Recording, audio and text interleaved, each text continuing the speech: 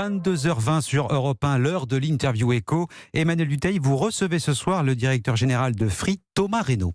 Bonsoir Thomas Reynaud. Bonsoir. Merci d'avoir accepté l'invitation d'Europe 1. Vous êtes en ligne avec nous, vous êtes à la tête de Free. Vous avez présenté ce matin du côté de l'opérateur téléphonique vos performances pour le premier semestre. Tout va bien, hausse du chiffre d'affaires de 7%. Vous avez séduit près de 100 000 nouveaux clients en plus depuis le début de l'année.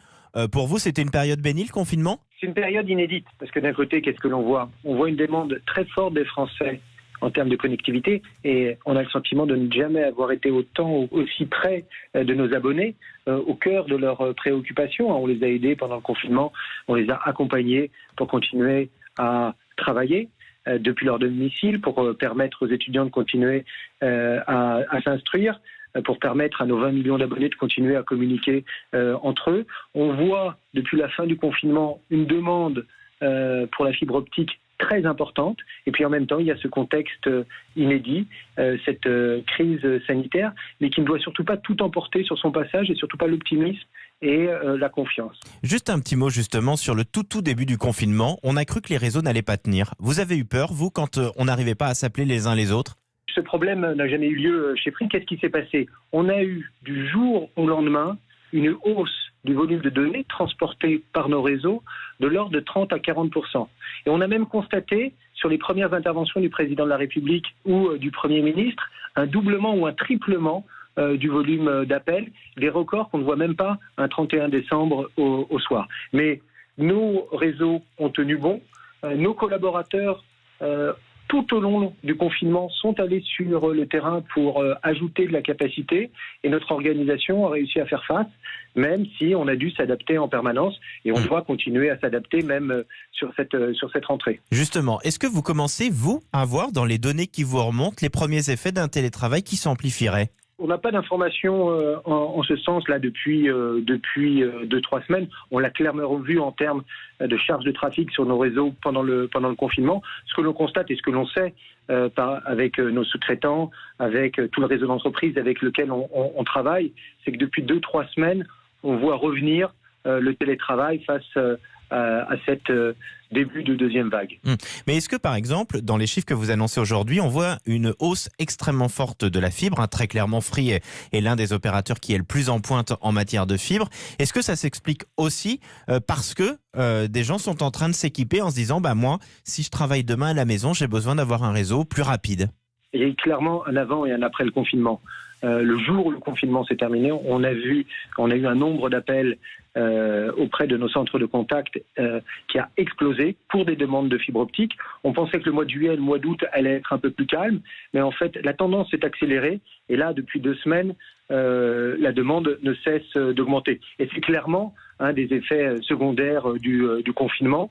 On voit que le souci de connectivité est de plus en plus important. Je pense qu'on l'a tous vécu pendant le confinement, et clairement la fibre optique, ça fait la différence. Alors après avoir connu quand même un trou d'air, environ d'1 an et demi chez Free, on voit que vous réussissez à nouveau à séduire des nouveaux clients. C'est vrai pour la téléphonie mobile, c'est vrai pour la fibre, et c'est vrai également pour le fixe. J'imagine que vous avez été assez content quand vos équipes vous ont remonté le chiffre. Ça y est, vous avez retrouvé le niveau historique de clients de fin 2017. Free est véritablement de retour. Free de retour. Au cours des 2 dernières années, on a renoué vraiment avec les fondamentaux qui ont fait le succès de Free.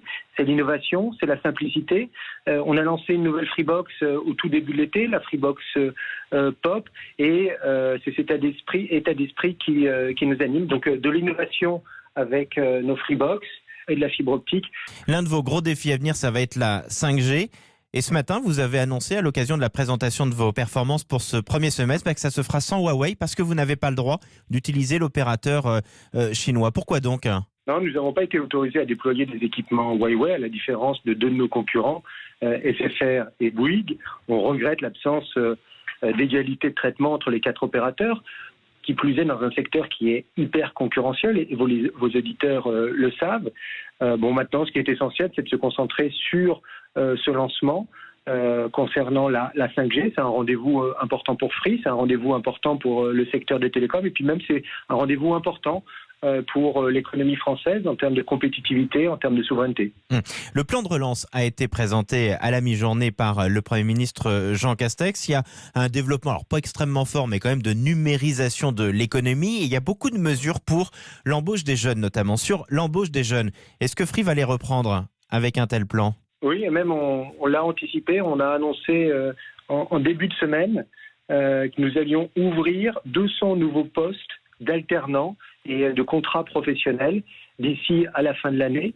Ça vient s'ajouter aux 1000 embauches qui ont été réalisées sur les 6 premiers mois de l'année sur 2 types d'activités, le déploiement de la fibre, et on est en train d'étendre notre réseau de boutiques à travers toute la France. Et sur ces 1000 embauches, on a fait environ un tiers de moins de 24 ans. Donc à notre niveau, on essaye d'accompagner le plan de relance par notre politique d'emploi et aussi par notre politique d'investissement, en revoyant à la hausse justement ces objectifs de déploiement de la fibre optique. Et moi je suis persuadé que les télécoms doivent être au cœur de ce plan de relance, parce que ce plan de relance... C'est pas véritablement le cas quand on regarde les mesures là. À nous de faire notre travail de conviction pour essayer, notamment aussi vis-à-vis des PME et des TPE, d'aider les PME et TPE à se digitaliser un peu plus. Mais en tout cas, ce plan de relance, c'est une bonne chose pour la France, parce que, comme je le disais, cette épidémie, elle ne doit pas tout emporter sur son passage, et surtout pas la confiance, surtout pas l'optimisme. Et je pense que la première vertu de ce plan de relance, c'est de remettre de la confiance dans notre économie, mais aussi de préparer l'avenir. Eh bien, merci pour tous ces détails. C'était Thomas Reynaud qui était en ligne avec nous, le patron de Free. On se retrouve demain 22h20 sur Europe 1.